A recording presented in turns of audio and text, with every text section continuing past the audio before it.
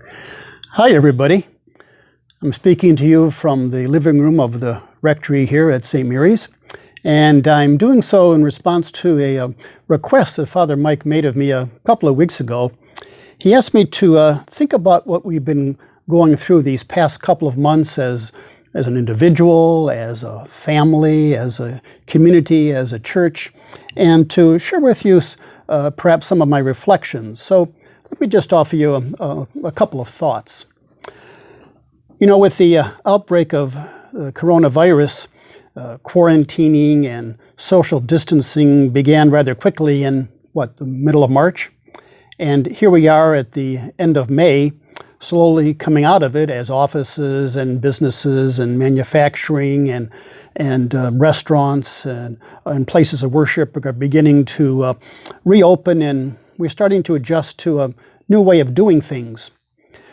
Here at St. Mary's, we're getting ready to once again celebrate Sunday Mass beginning next weekend, which means the weekend of May the 30th and 31st on the Great Feast of Pentecost.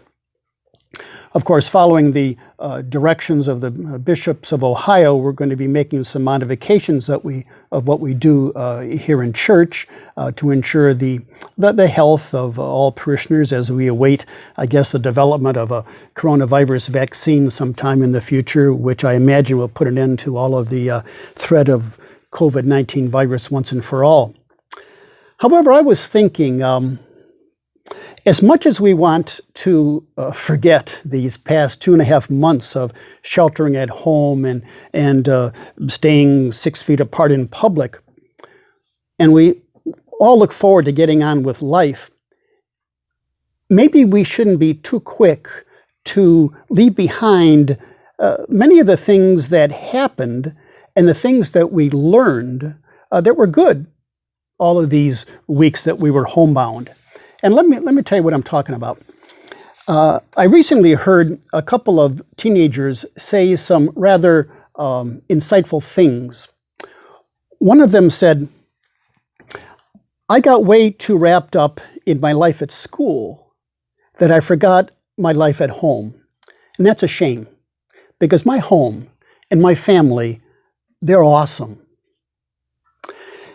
And what a wonderful insight that is on the part of a teenager. Maybe we all need to remember just how important our family is. Sometimes family can make us crazy, but you know, they're still our family, and we need one another. The other one said, "As much as my wish to finally sleep in and do nothing all day had finally come true, I realized that being unproductive every day is not just the way I wanted to live life." And again, that's a rather insightful thing on the part of a young person. Life's too short to sleep away. Maybe we've all realized over these past couple of months that we can survive without some of the things that we thought were so important. For one thing, I think we've all learned that we can somehow survive without sports. Now, I'm not saying that sports aren't important, but so often the time spent involved within sporting activities or in watching games on TV or traveling to and from games takes away from time that can be spent in other beneficial and enriching endeavors, especially with loved ones. Now, of course, it doesn't have to be one or the other, but there does have to be a balance, which can be hard to do, but nonetheless necessary to do. So just something to think about. Over these months, maybe you've enjoyed baking cookies or, working together on an evening meal or playing cards or board games. Did anyone rediscover Monopoly or Trivial Pursuit or Uno or Crazy Eights or Scrabble?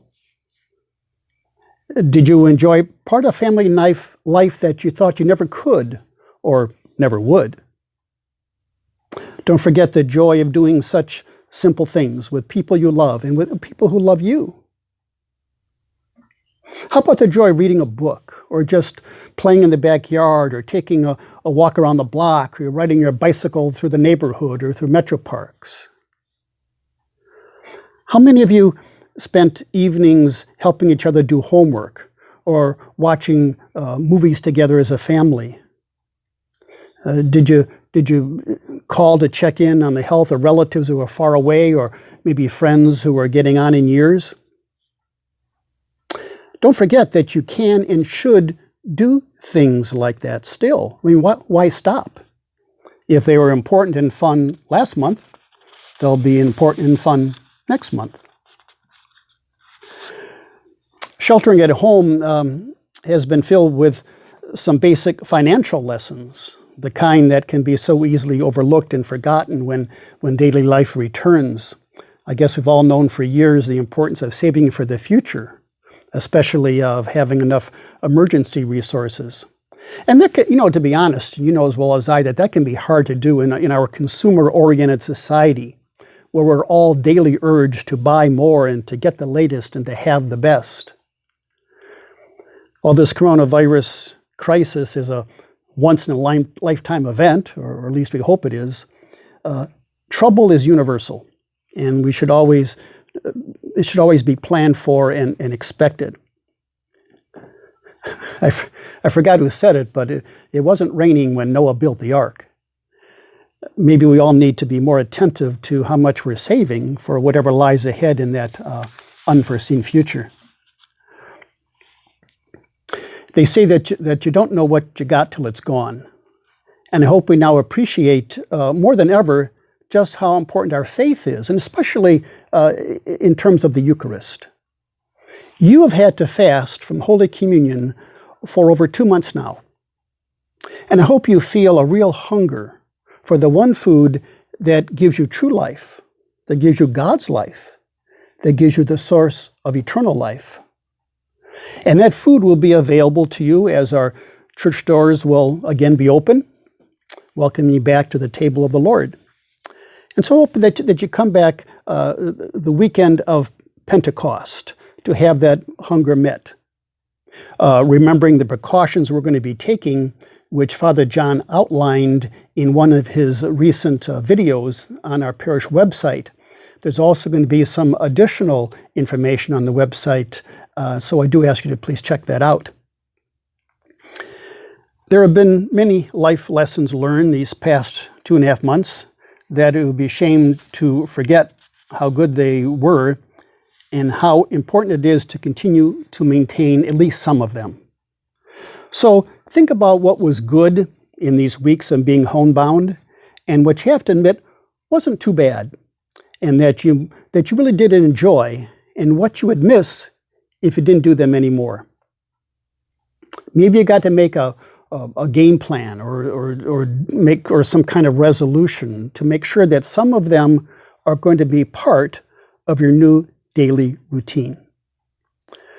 We're going to be told that we're all going to have to adjust to a new kind of normal, and that's probably true. Just make sure that what's going to be new for you will continue to have some of the things that you learned to do in the days that you were bound to your home. So may God bless you all.